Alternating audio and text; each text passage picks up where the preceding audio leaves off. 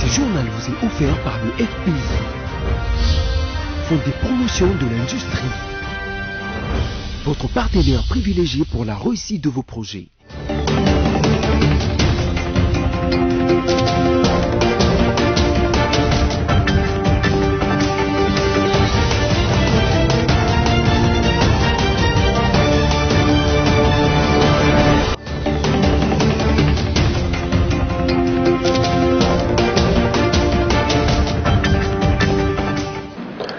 En ce premier jour de la semaine, tous les plaisirs est pour moi de vous recevoir pour ce journal sur BSC-TV dont voici le sommaire. Le président de la République, Félix-Antoine Tshisekedi Tshilombo, a promulgué la loi portant prorogation pour la 5e fois de l'état d'urgence sanitaire pour limiter la propagation du Covid-19 qui sévit dans les pays depuis le 10 mars dernier. Cet état d'urgence va du 22 juin au 4 juillet 2020. Les Quinois sont pour la plupart contents de la manière dont la justice a été administrée sur l'affaire Vital Kamerhe. Ceux abordés ce lundi 22 juin 2020 par votre chaîne veulent que la condamnation du leader de l'INC interpelle les autres. Dans le cadre de sa démarche d'assainir la ville-province de Kinshasa, le gouverneur Gentili Ngobila Mbaka profite de la saison sèche qui commence pour se lancer dans le curage des différentes rivières de la ville de Kinshasa en commençant par la rivière Kalamu. Encore une fois de plus, mesdames, messieurs, bienvenue. Le président de la République, Félix-Antoine Tshisekedi Tshilombo, vient de promulguer la loi portant prorogation de l'état d'urgence sanitaire pour la 5e fois. Cette mesure prendra 15 jours, souligne l'ordonnance présidentielle. Par conséquent, l'état d'urgence sanitaire va du 22 juin au 5 juillet 2020. C'est dans le but de lutter contre la Covid-19. Ce reportage est signé Espérance Louvounou. 15 nouveaux jours de prorogation de l'état d'urgence sanitaire qui ira du lundi 22 juin au 5 juillet 2020. C'est en cela qu'a consiste la loi portant prorogation de l'état d'urgence publiée ce lundi par le chef de l'État Félix Tshisekedi. La réalité est que l'RDC a franchi la barre des 5000 personnes est à la base de cette mesure. La promulgation de cette loi survient après l'adoption de la loi portant prorogation par l'Assemblée nationale samedi 20 juin 2020. Toutefois, la mesure d'urgence sanitaire fait débat et divise la classe politique. Au sein de celle-ci, les uns soutiennent la levée de cette mesure, tandis que les autres ne jurent que par sa levée, histoire de permettre à la population de vaquer à certaines de ses activités dont elle ne sait plus s'occuper depuis le début de la pandémie de Covid-19 en RDC le 10 mars 2020. L'Union pour la nation congolaise, UNC, le parti cher à Vital Kamerhe, réitère son appartenance à la coalition Capot, le changement cash et son soutien au président de la République, Félix-Antoine Tshisekedi Tshilombo. Il recommande la formation de son organisation et de son fonctionnement en soutenant la coalition gouvernementale FCC Cash. Espérance Louvounou signe encore une fois de plus ce reportage. Dans une déclaration signée par Aimé Boyi Sangara, secrétaire général AI de l'Union pour la nation congolaise UNC, cette formation politique lance un vibrant appel au président de la République Félix Tshisekedi, garant de la Constitution, de la paix et de la cohésion nationale, à veiller au bon fonctionnement des institutions, y compris de la justice, en vertu des articles 69 et 74 de la loi mère du pays. C'est dimanche 22 juin que l'UNC a rendu publique sa déclaration. Le président national de ces partis, Vital Kamerhe, ex-directeur du cabinet de chef de l'État, a été reconnu coupable des charges portées contre lui dans le procès de passation des marchés publics et du décaissement des fonds affectés à l'exécution du programme d'urgence des 100 premiers jours de Félix Tshisekedi. Condamné pour complicité dans le détournement de 48 millions de dollars américains, Vital Kamerhe a écopé de 20 ans de travaux forcés et de 15 ans de servitude pénale principale pour corruption.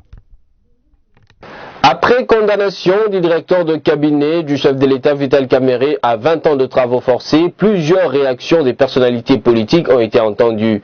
Si pour une catégorie c'est un point satisfaisant, pour d'autres les juges ont été sévères avec Vital Kamerhe. Suivez les détails dans ce reportage.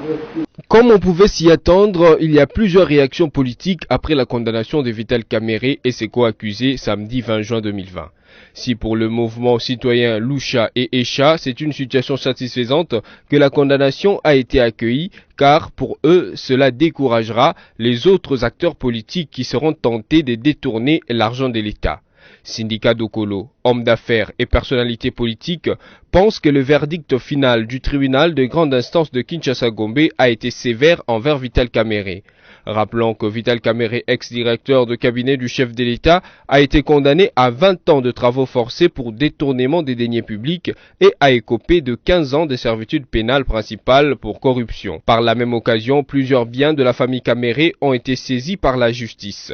Notez enfin que ce procès consistait à faire la lumière sur la gestion de fonds alloués au programme d'urgence de 100 jours du chef de l'État Félix Antoine Tshisekedi Tshilombo en ce qui concerne la construction des maisons préfabriquées. Toujours dans le même cadre, les Quinois sont pour la plupart contents de la manière dont la justice a été administrée sur l'affaire Vital Kamerhe. Ceux abordés ce lundi 22 juin 2020 par votre chaîne veulent que la condamnation du leader de l'UNC s'agisse les Congolais habitués à la corruption et au détournement et conseillent le chef de l'État Félix Antoine Tshisekedi Tshilombo et les autres gestionnaires de l'État à tous les niveaux. Sami Bosongo et Abel Kassongo les ont rencontrés pour le compte de BSTV. Les Quinois interrogés ce lundi 22 juin à travers les routes de la capitale sur le verdict qui a sanctionné la fin du procès dit de 100 jours félicitent la justice congolaise de la manière dont elle a abordé l'affaire Vital Kamerhe.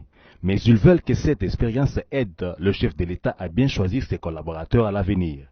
Autre préoccupation des Quinois, est-ce que l'argent détourné sera récupéré par l'État congolais? Confiance dans la justice congolaise. Mais la leçon il faut tirer des Cambozali. Il faut que le président a fait la nini pour na erreur wana ekomatsuté. Et puis mbongo wana est-ce que kozonga te là on ne sait pas. Ya wana nde eloko oyo ngana sepene d'ici ça nous ça nango, mais je voudrais que ba retomber nango emonana ces populations sepela na makambo yosale. Oyo komeli Kamerhe ezali leçon. Ezali neti procès moko phare. Ko mutu nyonso azala na maboko milai ayeba ke non l'État justice ekomosala mosala nango.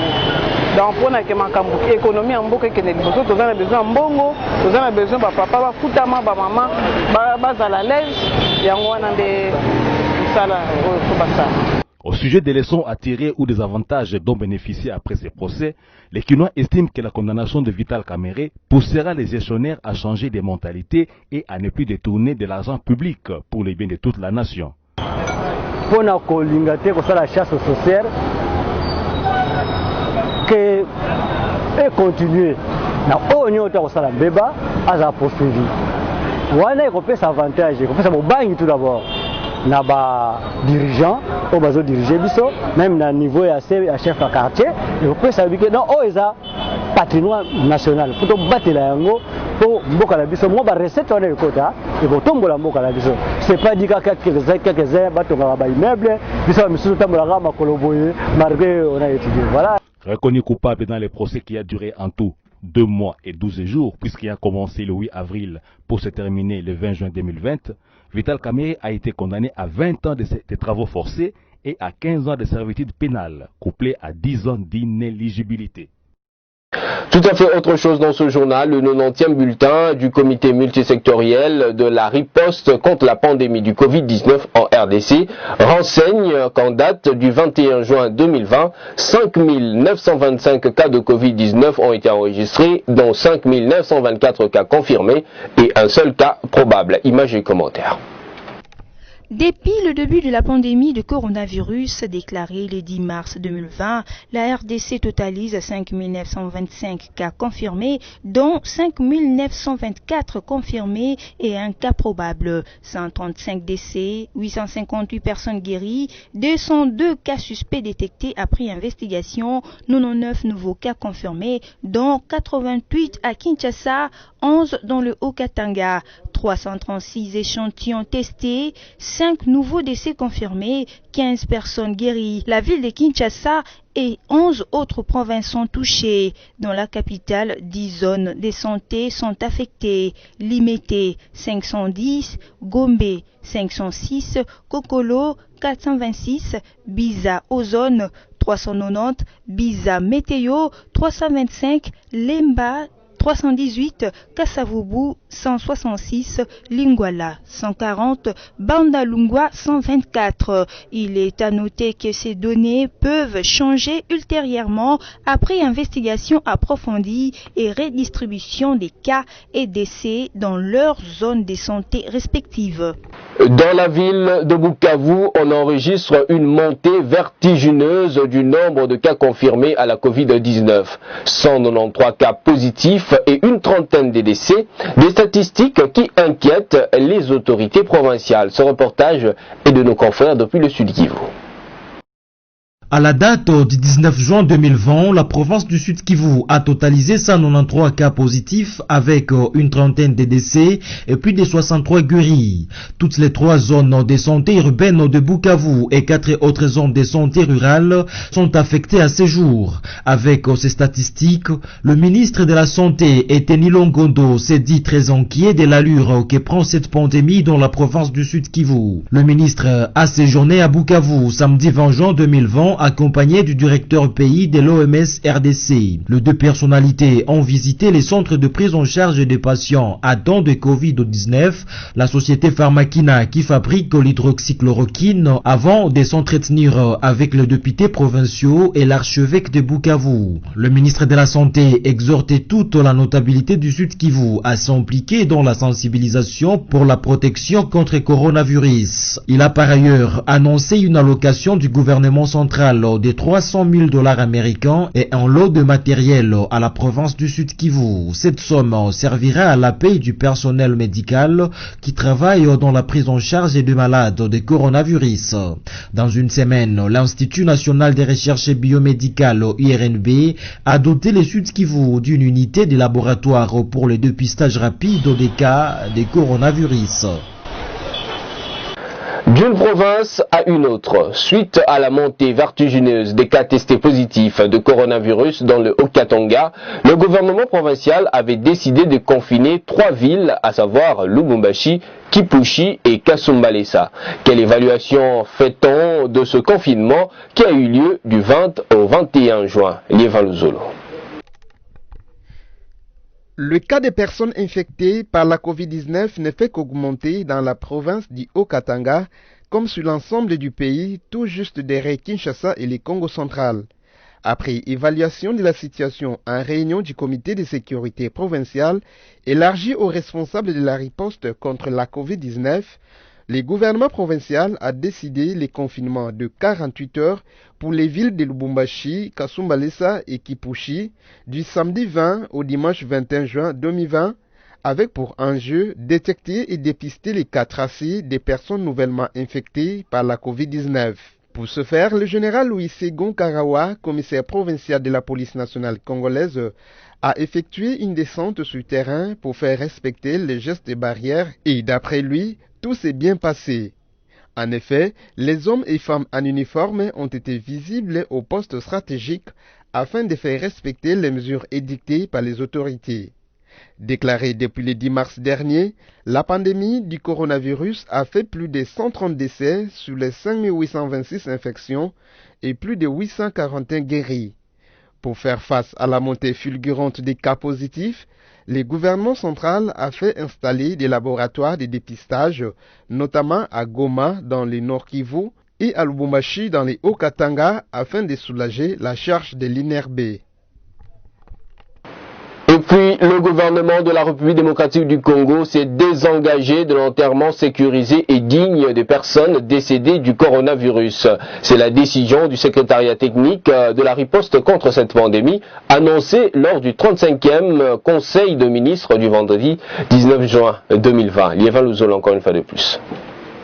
Le secrétariat technique en charge de la riposte contre la Covid-19 ne prendra plus en charge les enterrements dignes et sécurisés des personnes décédées suite au coronavirus. Ainsi en a décidé le gouvernement lors de sa 36e réunion du Conseil des ministres tenue vendredi 19 juin 2020.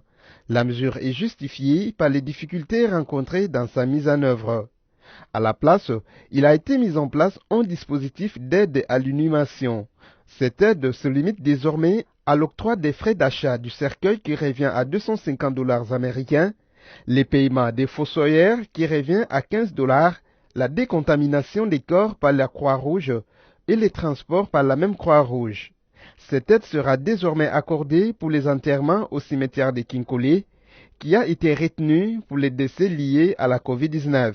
Toutefois, peut-on lire dans les comptes rendus du Conseil des ministres, la famille du défunt demeure libre du choix de la qualité du cercueil et du cimetière. Dans ces cas, elle en supporte les frais. La prise en charge des funérailles liées à la Covid-19 a récemment fait l'objet d'une vive polémique. Certaines sources faisaient état du monnayage de cette opération, ce qui n'a jamais été démontré formellement. Par ailleurs, avant ce désengagement, le gouvernement avait mis fin à la prise en charge de la quarantaine des Congolais rapatriés de l'étranger. Chacun est désormais prié de se mettre en confinement chez lui et les services de la riposte promettent de l'y suivre. L'on apprend également que plus de 60% des personnes atteintes sont désormais assignées au confinement à leur domicile où les équipes de la riposte les suivent. Changeons de chapitre, mesdames, messieurs. Le secrétariat général de la Conférence épiscopale nationale du Congo, SENCO, a dans une interview accordée au service de presse de cette structure de l'Église catholique, dont le contenu est parvenu à la rédaction des BSTV dimanche 21 juin 2020, rejeté la candidature de Ronsard Malonda à la présidence de la Commission électorale nationale indépendante. Pourquoi cette position? L'abbé Donatien Cholet explique. Nous avons pensé faire les choses autrement. Nous avons pris beaucoup de temps de nous sensibiliser les uns les autres parce que la victoire pour le père spirituel, c'est arrivé à un consensus avec un candidat que le peuple congolais applaudirait.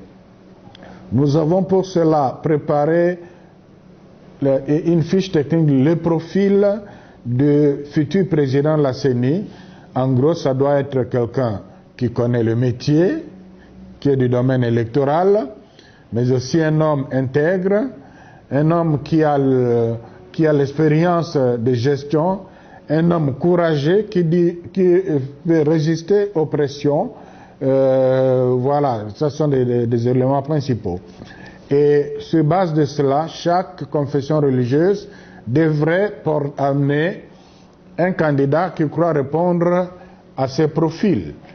Mais curieusement, on s'est retrouvé avec 24 candidats. Je vous épargne le détail. On a confié au secrétariat technique que je coordonne la présélection sur base de CV en tenant compte seulement des aspects techniques. Et on est passé de 24 à 6 candidats. Et ces 6 candidats-là retenus, parce qu'au niveau du secrétariat technique, on était 8. C'était aussi pratiquement le vote secret. Donc les 6 qui ont été retenus, ce sont celui qui a eu le moins de voix, il a eu 6 sur 8. Mais les autres ont eu 7 sur 8, et celui de la SENCO, c'est lui seul qui avait d'ailleurs 8 sur 8 au niveau du secrétariat technique. Que chacun tenait à son candidat. Il y en a qui ont fait bloc pour soutenir la candidature de M. Malonda. Pour l'ECC et la SENCO, tout sauf ça. Ça doit être vraiment clair.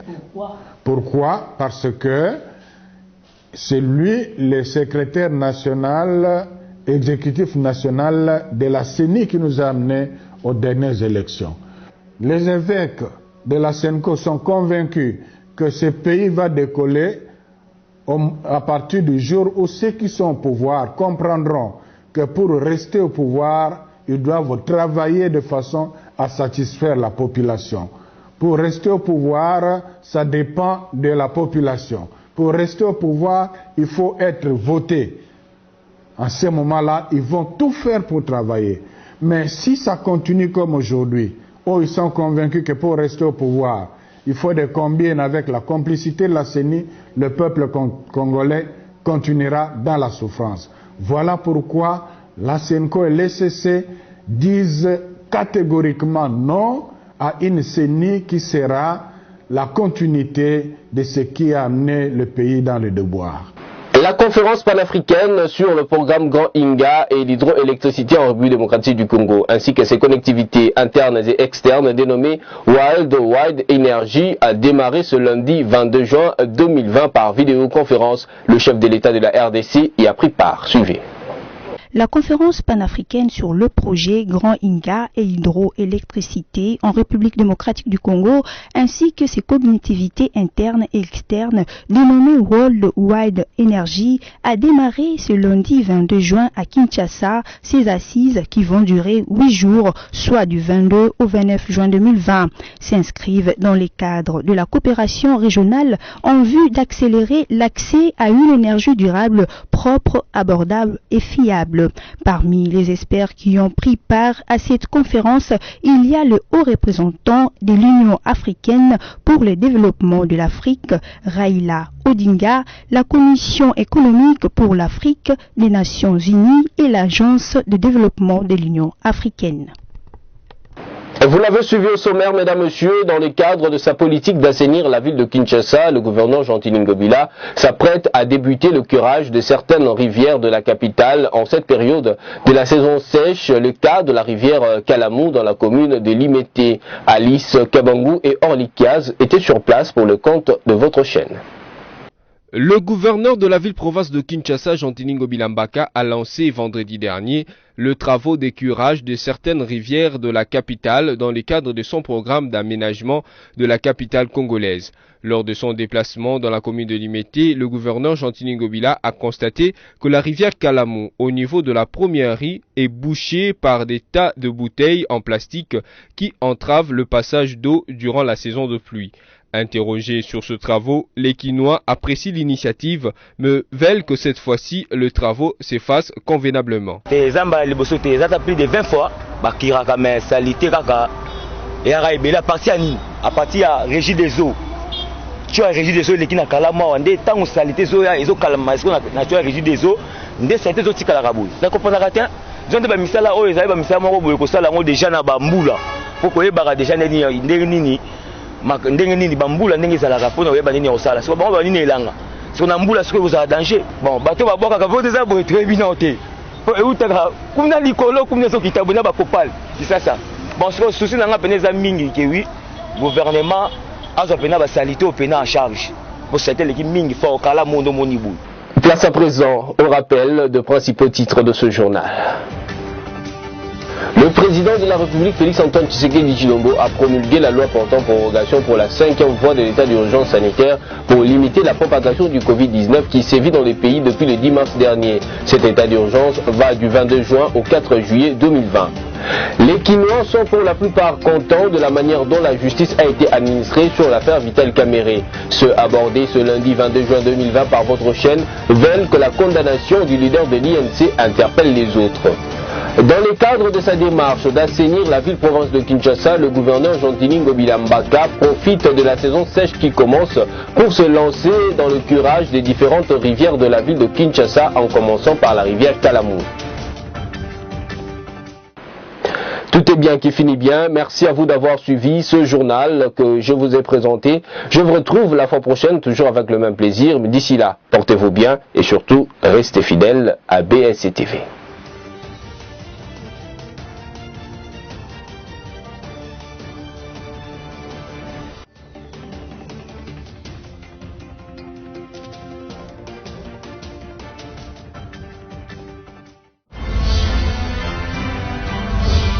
Ce journal vous a été offert par le FPI, Fonds des promotions de l'industrie, votre partenaire privilégié pour la réussite de vos projets.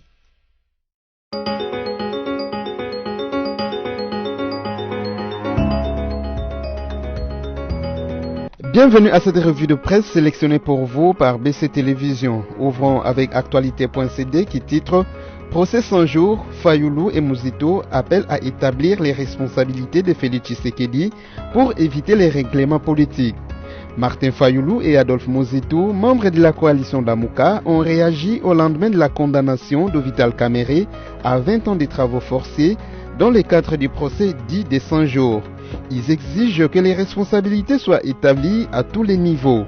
C'est ainsi qu'il souhaite que le chef de l'État, Félix Tshisekedi, puisse expliquer aux juges son rôle dans le cadre des travaux du dit programme afin, disent-ils, de ne pas faire croire qu'il s'agit juste d'un règlement des comptes politiques.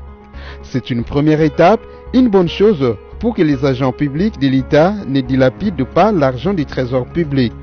Nous réitérons notre exigence de voir les responsabilités être établies en rapport à toute personne qui avait la responsabilité dans le cadre de ce programme. C'est le cas de notre compatriote Félix Tshisekedi qui doit, pour des raisons légales, morales, éthiques, s'expliquer, fournir sa version des faits sur son vrai rôle dans le cadre d'exécution des programmes de 100 jours, ceci pour éviter qu'un certain nombre de nos compatriotes ne puissent crier au complot et au règlement des comptes politiques à l'issue de ces procès, disent Fayulu et Muzito dans une déclaration conjointe. Ici est de rappeler que tout au long du procès, Vital Kamerhe a soutenu avoir sur instruction du président de la République un rapport avec les travaux des 100 jours. Poursuivons cette revue avec Agence congolaise de presse qui écrit « Une sévère mise en garde du gouvernement de Kinshasa contre les réseaux mafieux ». Le gouvernorat de la ville de Kinshasa vient d'adresser une sévère mise en garde contre les auteurs d'un réseau mafieux qui opère depuis un certain temps dans la capitale dans le but d'escroquer certains hommes d'affaires ainsi que toutes les autres personnes influentes à travers les différents réseaux sociaux, notamment Facebook, WhatsApp et Twitter, ou même par appel téléphonique. Dans un communiqué du gouvernorat parvenu samedi à l'ACP, signé par M. Freddy Bonzeke Iliki, directeur des cabinets du gouverneur de la capitale Gentilini Bilambaka, l'hôtel de ville prévient que les inciviques auteurs de ces manœuvres frauduleuses s'exposent à des poursuites judiciaires éventuelles. Bouclons cette revue avec Okapi.net qui titre « Le procès de 100 jours a démontré des graves dysfonctionnements du cabinet du président Félix Tshisekedi. L'association congolaise pour l'accès à la justice, ACAJ, se dit satisfaite du déroulement du procès de 100 jours au terme duquel Vital Kamerhe, directeur du cabinet du président de la République, a été condamné à 20 ans de travaux forcés. Dans une déclaration à Radio Okapi, le président de cette ONG, Georges Kapiamba, a salué et félicité les magistrats congolais pour leur professionnalisme. Cependant, Georges Kapiamba estime aussi que l'organisation de ces procès a démontré de graves dysfonctionnements au sein du cabinet du président de la République, Félix Tshisekedi. C'est la fin de cette revue de presse. Merci à vous qui nous avez suivis.